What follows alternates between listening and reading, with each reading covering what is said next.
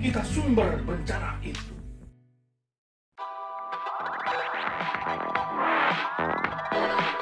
Assalamualaikum warahmatullahi wabarakatuh. Jumpa lagi dengan saya, Zulfi Andri Koto, dalam pembelajaran jarak jauh. Semangat ya!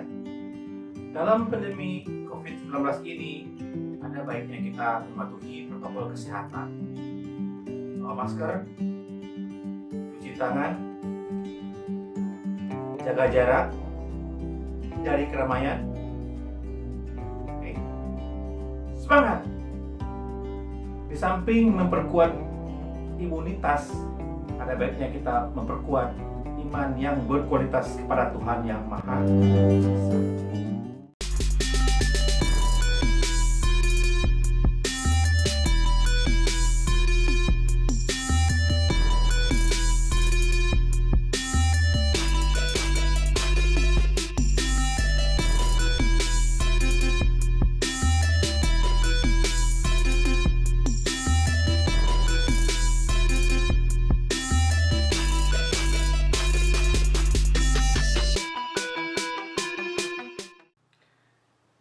Materi kita hari ini adalah editorial sebagai media berpendapat.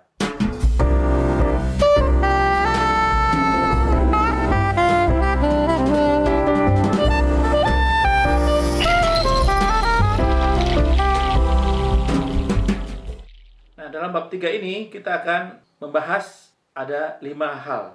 Yang pertama, pengertian, ciri-ciri, dan sifat teks editorial. Yang kedua, B, informasi dalam teks editorial. Yang ketiga, ragam informasi dalam teks editorial. Yang keempat, struktur dan kebahasaan teks editorial. Yang kelima, rancangan teks editorial. Itulah yang akan kita bahas.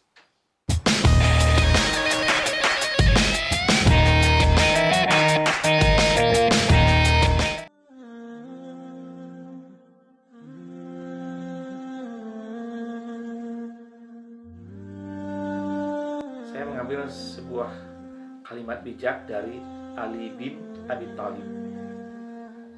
Dia berkata begini, jika ada kata-kata yang melukai hati, menunduklah dan biarkan ia melewatimu. Jangan dimasukkan ke dalam hati agar tidak lelah hati. Luar biasa sekali ya.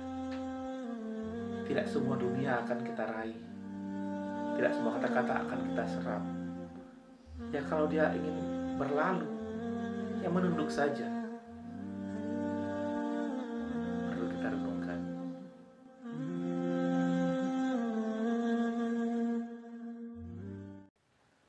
Sebelum kita lanjut, ada baiknya kita berdoa menurut agama dan kepercayaan masing-masing. Berdoa dipersilahkan.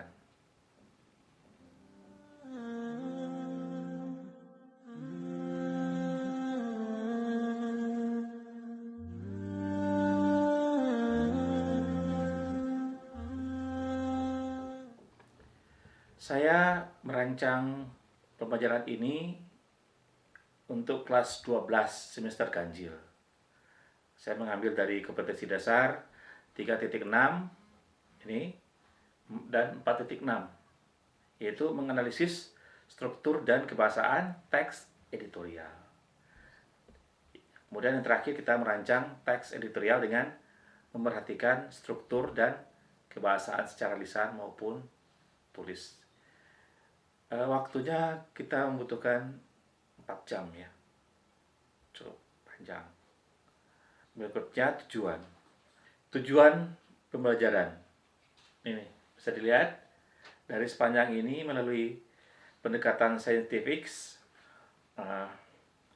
Intinya kita akan menganalisis struktur dan kebahasaan teks editorial serta terampil merancang teks editorial. Jadi kalian nanti akan bisa merancang teks editorial dengan baik.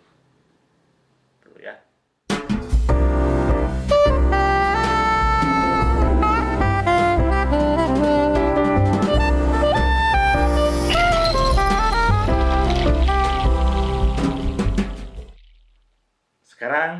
Yang pertama, pengertian, ciri-ciri, dan sifat teks editorial. Pengertian editorial. Nah, editorial disebut juga tajuk rencana atau tajuk. Ini merupakan opini yang berisi pendapat dan sikap resmi suatu media sebagai institusi penerbitan terhadap persoalan aktual, fenomenal, atau kontroversial yang berkembang dalam masyarakat. Itu pengertiannya. Penulisan editorial atau tajuk rencana ini dimaksudkan untuk membujuk opini publik atau mempromosikan pemikiran kritis dan kadang-kadang menyebabkan orang-orang bertindak atas suatu isu. Pada intinya, editorial merupakan berita dogmatis.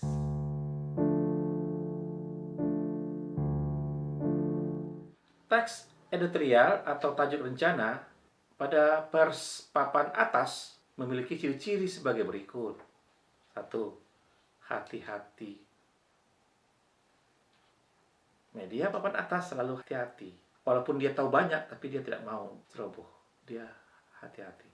2. Normatif, sesuai dengan standar normatif sebagai acuan yang berlaku. Yang ketiga, cenderung konservatif. Tidak anti mainstream. Dia lebih cenderung mainstream, konservatif ya. Yang keempat adalah menghindari pendekatan kritis. Jadi dia tidak akan mengkritisi, lebih mementingkan solusi. Apalagi kritisi yang tajam. Dan yang terakhir adalah mempertimbangkan aspek politis lebih besar daripada aspek sosiologis. Jadi ini untung nggak nih, rugi nggak nih? Kalau diberitakan walaupun kita tahu halnya tersebut, tapi akan merugikan perusahaan, dia akan tahan itu. Beda dengan yang papan menengah ke bawah. Ini mari kita lihat. Teks editorial atau tajuk rencana pers papan menengah ke bawah, middle low media. Nah, ini memiliki ciri-ciri seperti berikut. 1. Lebih berani. Dobrak dulu, makanya ada gambar seperti panah tuh. 2. Yang kedua, atraktif. Gesit ya, dinamis. Yang ketiga, progresif. Dia mempunyai progres yang lebih jelas. 4. Memilih pendekatan kritis bersifat tajam dan tembak langsung. Bukan batak tembak langsung ya, tapi ini tembak langsung. Yang kelima, lebih memilih pendekatan sosiologis daripada pendekatan politis. Yang penting masyarakat menyukainya. Mau nanti ada masalah secara politis, itu urusan belakangan. Biasanya yang seperti ini yang dicari oleh masyarakat.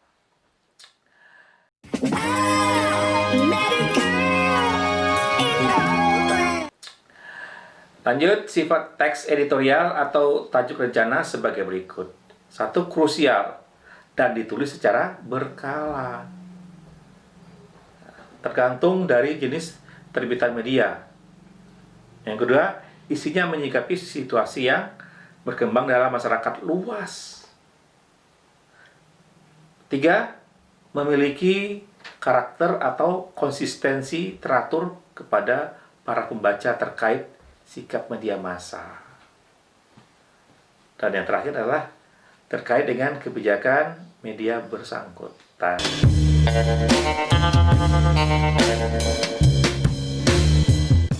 Lanjut ya, informasi dalam teks editorial. Jadi kita akan melihat informasi dalam teks editorial. Nah, pertama sekali jenis teks editorial. Kalau kita lihat dari sebanyak editorial yang muncul, sebetulnya ada 3 saja jenisnya, yaitu interpretatif editorial, kontroversial editorial, dan explanatory editorial. Interpretasi, kontroversi, dan eksplanasi.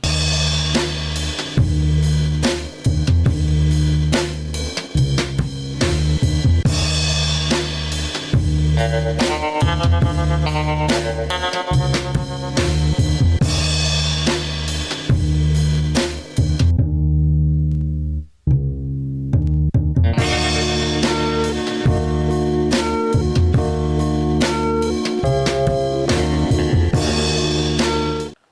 tipe teks editorial. Yang pertama, menjelaskan atau menginterpretasikan sesuatu. Yang kedua, kritis. Yang ketiga, persuasi, yaitu membujuk. Dan yang terakhir adalah memuji. Ya, cara memuji yang intelektual ya dengan editorial. Kalau kamu ingin memuji atasan atau pemerintah dengan editorial. Nah, lanjut, fakta dan opini dalam teks editorial. Fakta adalah perihal atau keadaan atau peristiwa yang merupakan kenyataan dan sesuatu yang benar-benar terjadi. Fakta yang disajikan dalam teks editorial merupakan peristiwa dan data terkait dengan peristiwa yang dibahas. Pendapat atau opini, misalnya oleh redaksi ya, dalam teks editorial dapat berupa penilaian, kritik, prediksi, atau dugaan berdasarkan fakta empiris, harapan, dan saran penyelesaian masalah.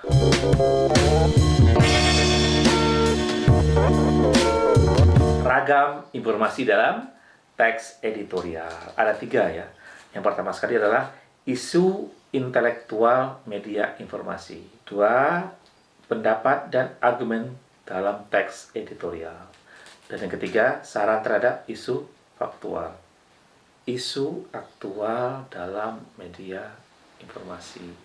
Penulis teks editorial akan memulai menulis dengan cara mendata peristiwa-peristiwa yang berkembang dalam masyarakat.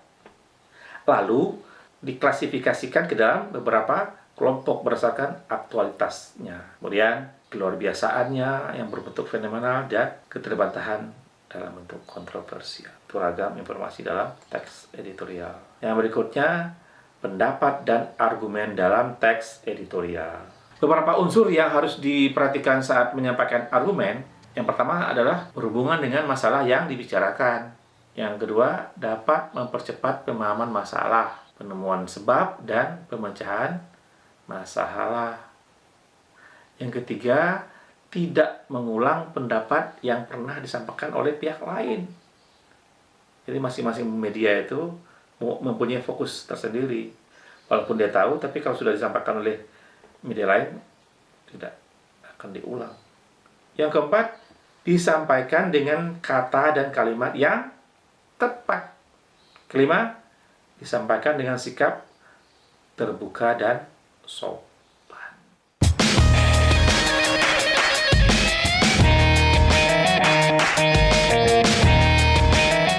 Saran terhadap isu faktual. Unsur-unsur yang harus diperhatikan saat menyampaikan saran dalam teks editorial. A, yang pertama, menghindari emosi dan prasangka negatif. Nggak boleh ada itu dalam editorial. Yang kedua, mengungkapkan saran dengan objektif dan logis. Jujur ya. Jadi tidak boleh ditambah-tambah, tidak boleh berbohong. Yang C, menunjukkan data, fakta, ilustrasi, contoh, perbandingan. 4, menyampaikan saran dengan urut, terperinci, dan tidak berbelit-belit, sehingga saran mudah dipahami. Yang kelima, menghindari saran yang menyinggung urusan pribadi. Tidak ada urusan pribadi. Kita suka terhadap yang kita kritisi, harus kita kritik dengan kritis. Kita nggak suka, kalau teman-teman nggak suka, kita jelek-jelekin, nggak bisa. Itu editorial. Struktur dan kebahasaan teks editorial. Nah, ada 2 itu ya. Struktur teks dan kaidah kebahasaan. Mari kita lihat.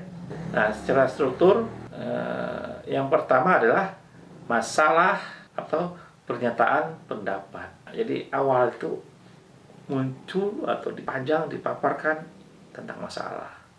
Baru yang kedua adalah argumentasinya.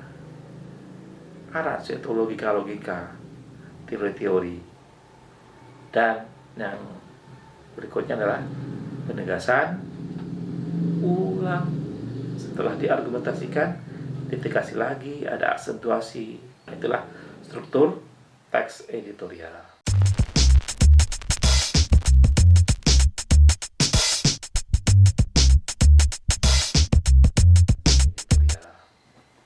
Yang berikutnya adalah kaidah kebahasaan teks editorial. Ada 4 ya. Yang pertama sekali, menggunakan kalimat retoris. Tahu kan?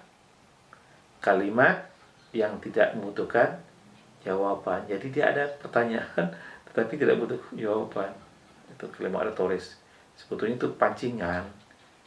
Sudah ada jawaban, tapi jawabannya tersembunyi. Semua orang tahu. Dan semua orang juga menikmati kalimat-kalimat seperti itu. Hanya orang-orang bijak yang bisa membuat seperti itu. Yang kedua, menggunakan kata-kata populer.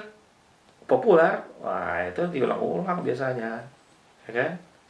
Atau kesempatan untuk membuat kata-kata populer atau mempopulerkan kata-kata. Yang ketiga, menggunakan kata ganti penunjuk. Tidak boleh kita menggunakan kata ganti penunjuk. Maksudnya tidak boleh kita menggunakan kata ganti kita, saya, aku, gua. Nggak boleh. Yang terakhir adalah menggunakan konjungsi kausalitas sebab akibat. Jadi ada konjungsi sebab akibat. Kalau ini terjadi, kenapa? Kalau ini seperti ini, apa penyebabnya? Kausalitas.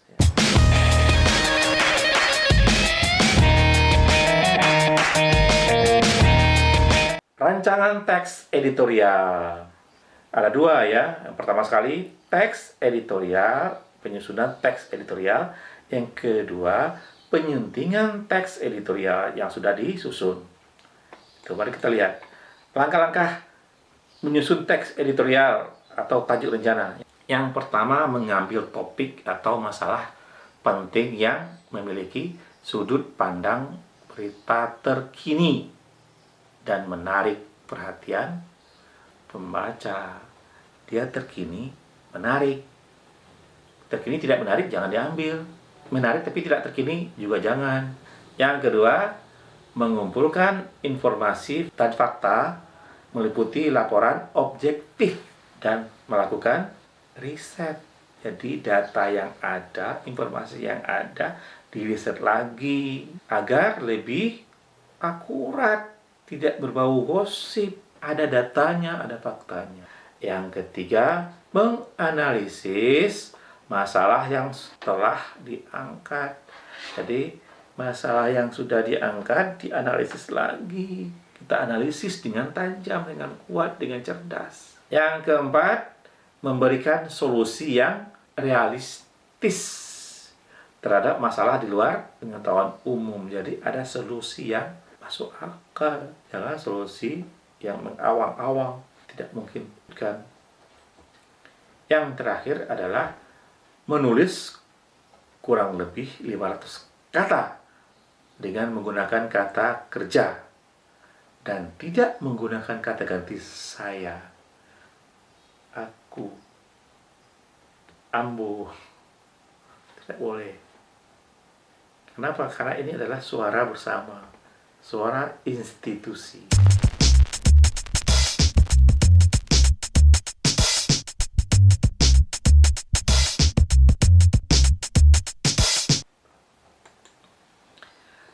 Langkah-langkah menyunting teks editorial. Yang pertama, ya membaca kalimat demi kalimat untuk menemukan kesalahan penggunaan ejaan. Dibaca satu persatu. Kapan perlu dicatat tentang pemilihan kata atau pola kalimatnya. Ya, kita baca, tidak boleh baca skimming, tidak boleh ya, harus scanning. Yang kedua, membenarkan kesalahan penggunaan ejaan, mengganti kata-kata yang tidak tepat, dan memperbaiki kalimat yang tidak tepat. Lihat di PUEBI ya. Yang ketiga, memeriksa keterpaduan paragraf untuk menemukan kesalahan. Ada kalanya ejaannya sudah betul, tapi tidak padu. Paragrafnya tidak padu, ada kalimat yang tidak berhubungan dengan paragraf itu. Ini diperiksa lagi. Dan yang keempat, memperbaiki keruntutan paragraf yang tidak tepat dengan cara membuang paragraf yang tidak padu. Ada paragraf yang tidak padu, beberapa kalimat. Kemudian, menambahkan paragraf pada urutan yang tepat. Kurang, boleh ditambah, boleh diganti. Atau menambahkan paragraf di antara paragraf yang tidak runtut. Ini paragrafnya ada tapi tidak runtut. Tambahkan lagi runtut, agar dia runtut. Itu langkah-langkah menyunting teks editorial. Yang terakhir, sesuatu yang paling menarik, sesuatu yang paling menantang itu tugas. Rancanglah sebuah teks editorial sebanyak 500 kata. Kalian akan menjadi pimpinan redaksi, tim redaksi, orang-orang penting dalam redaksi. Anggap seperti itu ya. Makanya rancanglah yang bagus. Judul, strukturnya, masalah-masalahnya, kemudian bagaimana cara mengkritisinya. Gitu ya. Saya tunggu. Semangat!